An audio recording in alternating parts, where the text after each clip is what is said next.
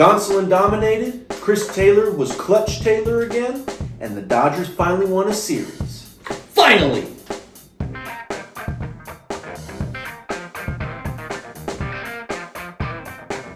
Hey guys, welcome back to Lad Talk. We're here with another edition. Mason, how you doing today? A lot better than before. Feeling good. You should have worn the rally shades because we finally did something. Hey, they served their purpose, right? Yeah, no, that's what it was. And hopefully we can get some momentum and confidence and head into... Well, no, we're not leaving, but San Francisco's coming. And hopefully they're red hot, so hopefully we can take our momentum and at least get 2 out of 3. Possibly the most important series of the season thus far. Yeah, because we're only 2.5 or 2.5 games up on the Giants, and yeah, they're red hot. So I mean, we're staying close to Arizona, but now the Giants are creeping up. That's not good. Not good.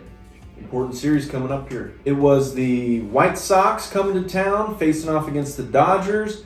The first game went pretty well for the Dodgers. Finally got a longer start out of Gonsolin, and he was dominant.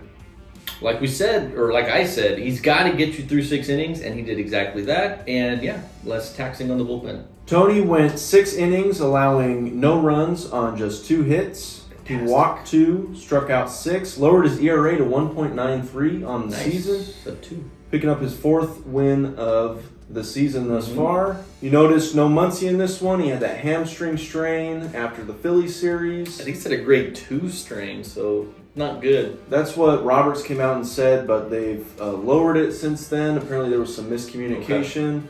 And we could see Muncy back even as soon as Saturday or Sunday, depending on how the next couple days go. Good. I mean, don't rush him. We have guys that can, hit the lineup. We just need guys in the bullpen.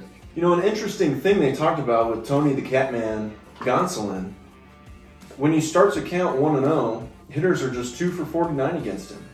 And you don't usually see that. Usually the average goes up when the hitter is ahead in the count. Yeah, they always say you got to work ahead, so that's kind of backwards. That's a... Reverse split? Reverse split. That's weird. 2 for 49, so that's under 100. Speaking of splits, that's really good. Tony the Catman has a pretty good one. He does. It's really filthy. He went up against Lance Lynn of the White Sox, who through 5 innings allowed 5 runs, 4 earned. Not good. On 6 hits, he walked 2. His ERA ballooned up to 6.75. Ooh. Rough year for Lance Lynn, picking up his 7th loss of the season. The bullpen was pretty good in this one for the Dodgers, allowing just 1 run on 3 hits after really good. Tony was lifted. Finally. Will Smith was 1 for 4 with a home run in the first inning. David Peralta also having a home run in that first inning. Yeah. Both were 2-run home runs. And Jason Hayward was 2 for 3. Dodgers, though, after those 2 home runs in the first inning, didn't score again until the 6th. Yeah, I mean, you like to get ahead early, but then it seems like they're taking their foot off the pedal and just scooting by and thinking, 4 runs is enough, and then they get to the 8th, 9th inning and they get walked off again. So you got to get ahead early, which is good, but then you got to keep, the pressure on them. You got to keep getting runs. Pedal to the metal. Yeah. 4 or 5 innings of no runs is not good. On the White Sox side, Andrew Vaughn was 2 for 4. The former Dodger, Yasmani Grandal. Mm-hmm. He was 0 for 3, drove in the only run for the White Sox in this game, however. Okay. Ahead of Wednesday's game, Adam Kolarek, who just 1 appearance with the Dodgers this year. They DFA'd him. And for those of you who don't know what that means designated for assignment. He was basically put on waivers. If he clears waivers, he'll go to AAA. If he does not clear waivers, that means he's been picked up by another team, and the Dodgers have the option to either take him off of waivers, or they can trade him, or they can let him go, and he'll go to another team. But in this case, likely we'll just clear waivers and go down to AAA, and that'll be a guy that can go up and down between the majors if you need him to. Yep. So Dodgers win in that first game by a score of 5-1. Yeah, 5-1. Moving on to Wednesday, it was Kershaw Day. Not as sharp as you'd like to see him, but still did more than enough to get the win in that one. Yep. He went 6 innings, allowed 2 runs on 6 hits, walked 2. Home runs. Those were home runs. That's Kershaw's kryptonite there, the long ball. Yep. I mean, he's either going to strike him out, walk him, or give up a home run. It's very rare that they just get like a base hit off. You're either going to strike out or they're going to hit a long ball. That's really weird. On the White Sox side, you had Mike Clevenger. He went 4 2/3. He got hurt. I mean, didn't he have an arm injury when he was playing for San Diego last couple of years? And they brought him back too early and had to be taken off the field again. That's right. Man, sucks for him. I mean, you could see as soon as he threw it that he was doing all this. Honestly, when he first was after it looked all wobbly. I thought his arm was just detached or something. Or who was that pitcher that threw a pitch and then broke his arm? For the Rays, right? Yeah. He threw it and then his arm was ugh. That's right. It looked like that to me. I thought, oh no. But no, he was able to move it and stuff, so. That's gotta hurt. Yeah, you break your arm throwing a baseball. Of course. So yeah, hopefully he's all right. But he was kicking our ass, so I'm glad he was done, so we could go against the bullpen. And then Clevenger was lifted in the 5th. He allowed just 3 hits, no runs. He did really well. So he did well. Leave it to the Dodgers to make a guy who has a bad season look good. Yeah. Yeah, no kidding. They do that quite a bit. Yeah. Then Dodgers tying the ball game in the 6th inning. Mm-hmm. You had the go-ahead base hit by Mookie Betts. He drove in 2. Austin Barnes was 1 for 3, drove in 2 in this one. Good for him. And then the bullpen happened. Yes. The bullpen did its thing and did terrible. Almonte, scoreless 7th. They brought him back in the 8th. Gave up the double and then the home run to give up the lead. Berger was the one that hit that home run, his second of the ball game. Yeah, he's pumping home runs against us this series. That's a big boy. He's big. Hamburger. And then Vesia gave up the lead in the 8th. He came in after Almonte was lifted. Taylor Scott gave up 3 in the 9th. That kind of closed the door on the Dodgers there. Yeah. Luis Robert for the White Sox, 2 for 5 with a home run. Benintendi driving in 2 insurance runs in the top of the 9th. And the story was with the offense as well. 2 for 13 with runners in scoring position, left 10 on base. Not good. Didn't get it done. After this game, I saw some tweets about, what's Roberts doing? What's he doing? Why didn't you bring in Ferguson? Why don't you bring in Phillips? Those top 3 guys, Gratterall, Phillips, Ferguson, you can't rely on them to throw every single game. It's not realistic. Well, and when you do, they're taxed too much, and they're not going to be the consistent, great pitching staff, the great 3 pitchers that we've had in the bullpen. If you expect to throw them every single game, they're not going to be the 3 that you need. And you saw that with Ferguson the last couple series. Yep. Getting roughed up a little bit, not as accurate with his pitching. He's a guy who's always in the strike zone, and he was allowing some walks. Yeah, just throw him too much. He's too tired. I mean, you throw him too often, and A, they're going to get tired, and B, people are going to see too much of him, and they're just going to be able to hit it. And then you look at injury history, at least with Gratterall and Ferguson. Ferguson's had Tommy John twice. He had it once in high school, and then, of course, in 2021. Yep. And then you've got Gratterall. He had Tommy John back in the day. Mm-hmm. And then also a shoulder impingement in his throwing arm in 2019. Missed a full season in the minors due to that. Mm-hmm. Evan Phillips has already thrown 26 innings. So you can't. Let's get real. You can't rely on those guys every single game. Other guys in the bullpen have to step up. And you can blame Roberts and make him the scapegoat all you want.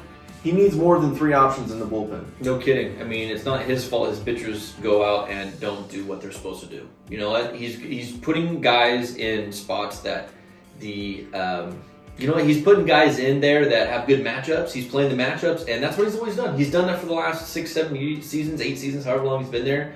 And he's one of the Dodgers' most winningest managers, and he's only been doing it for less than 10 years.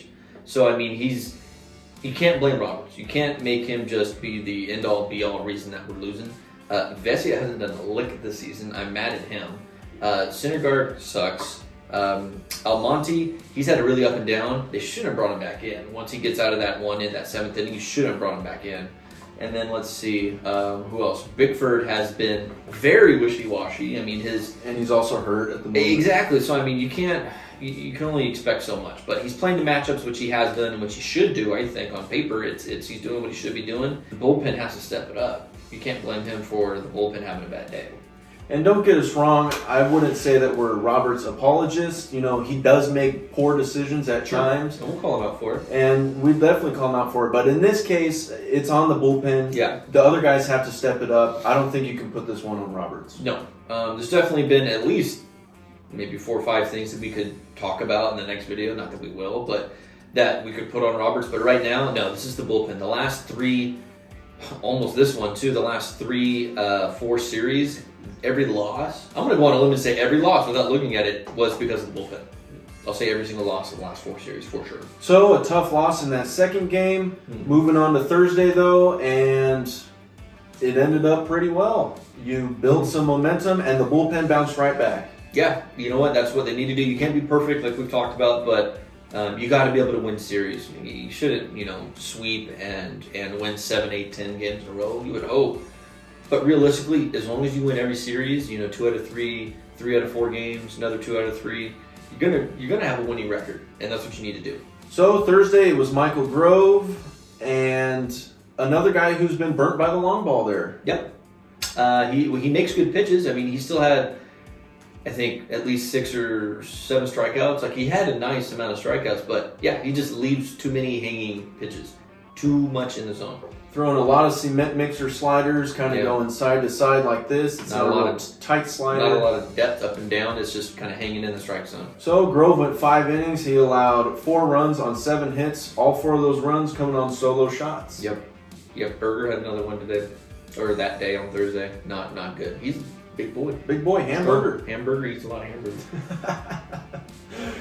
But as we said, the bullpen bounced back in a big way. Nice.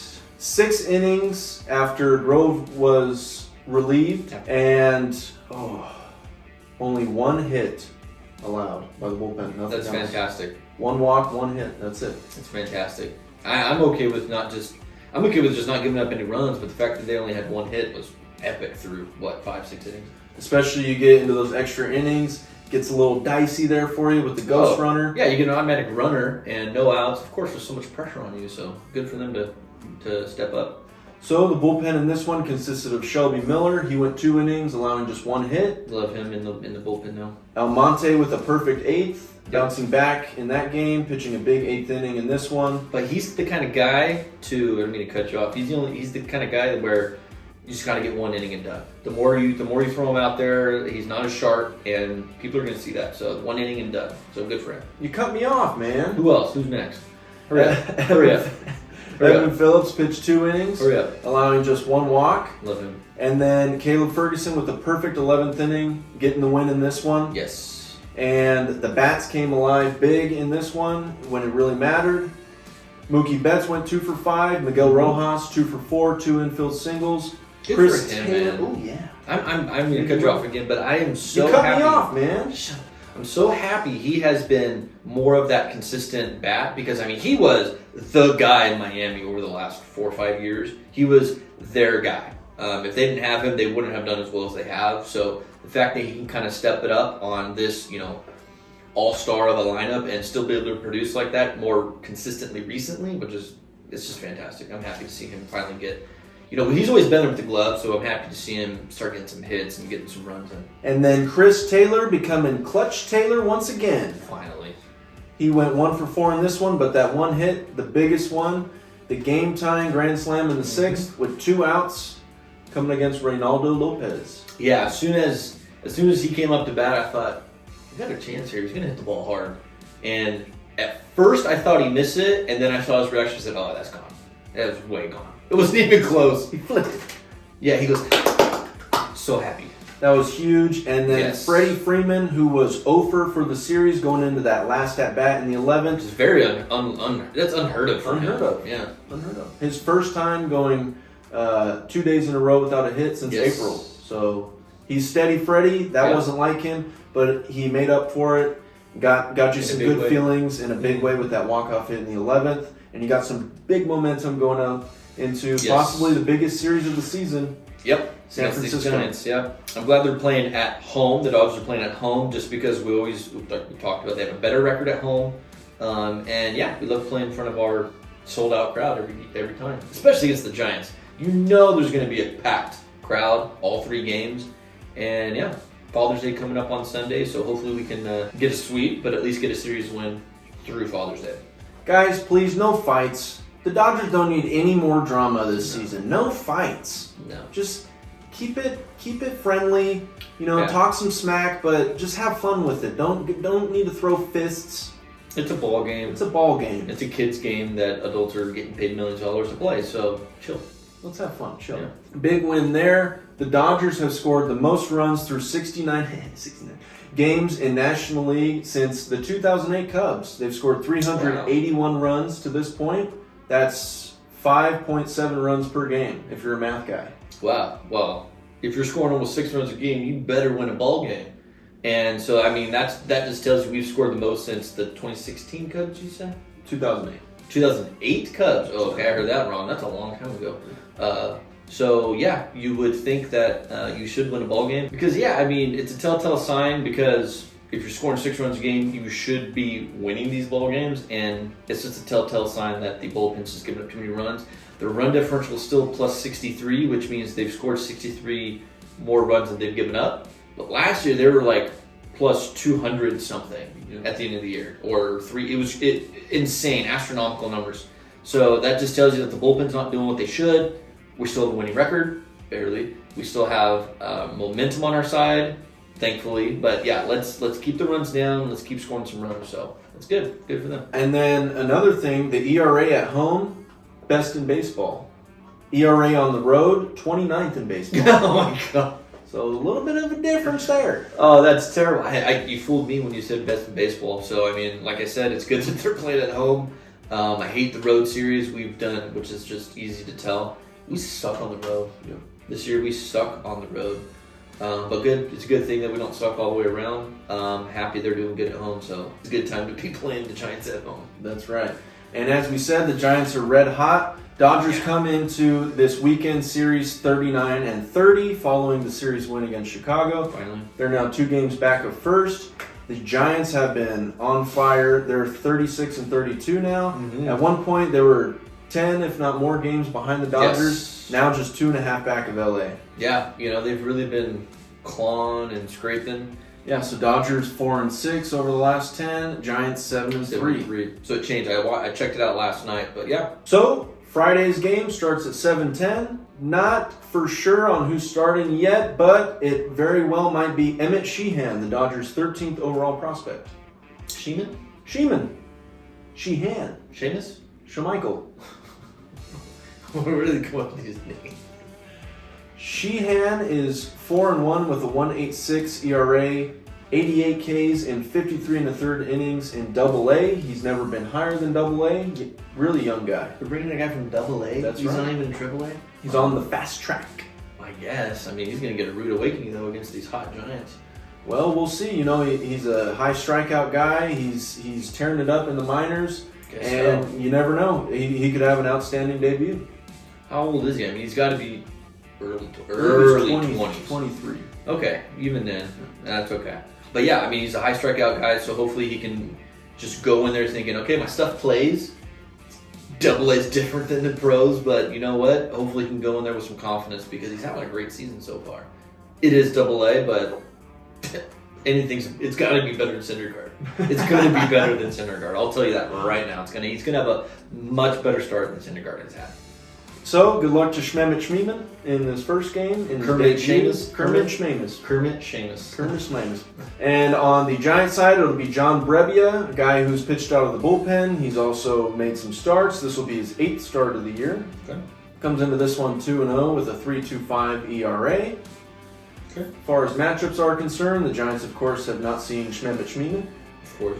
And the Dodgers, Mookie Betts is 3 for 10 with a homer against Brebbia, 6 RBI. Pretty good. Freddie Freeman in 6 at-bats is hitting .667 with a home run. Okay. And Jason Hayward is 3 for 4 with a homer off of Brebbia. Good. Like the matchups there. Is he a right-handed pitcher, Brebbia? That's correct. I would think if these lefties are doing really well against him. That's good. On Saturday, it'll be a 6:10 start in Los Angeles. It'll be Bobby Miller, our guy. I love Miller time. It's Miller time. Dude, he's a stud. He's 3-0 with a sub. His ERA is under 1, 0.78. He's having a historical start to a career, not even just a season, but his career. So hopefully he can keep it rolling. We need him. He's been our rock so far. Rock it down. It's Miller time. Rock solid. Giants have not announced their starter for Saturday yet. Lame. TBD, to be determined. Lame. And they, of course, have not faced Bobby Miller. Mm-hmm. Nobody has. They're about to see him. Yeah. It's fun to say that. It's fun that he's having a great time to his season, to his career, a great start. So hopefully we can keep it going. On Sunday, it'll be a 1:10 start. It'll be an earlier game. It'll be Tony the Tiger Catman Gonsolin. That was wrong. That was good though. He's doing great. Tony's 4-1 with the 193 after his dominant start on Tuesday, and you'd like to see him do that here against the Giants. He hasn't really faced the Giants too much in his career, which is surprising because I mean they're a division rival, so hopefully he's been hurt. Yeah, that makes sense. That's what I was going to say. It kind of speaks to the fact that he's not on the field as much as you'd like to see him, but he'll be in this one, and hopefully he can dominate against the Giants. Yeah, I mean, he's got a chance. On paper, they're not the most intimidating or scary lineup, but right now they're hitting the ball. So hopefully we can, get them to chase without watching a lot of games. The fact that they're on a roll, they're probably not chasing a lot. So hopefully Tony can come in, even Bobby Miller can come in and spot some pitches and then get them to chase outside the zone.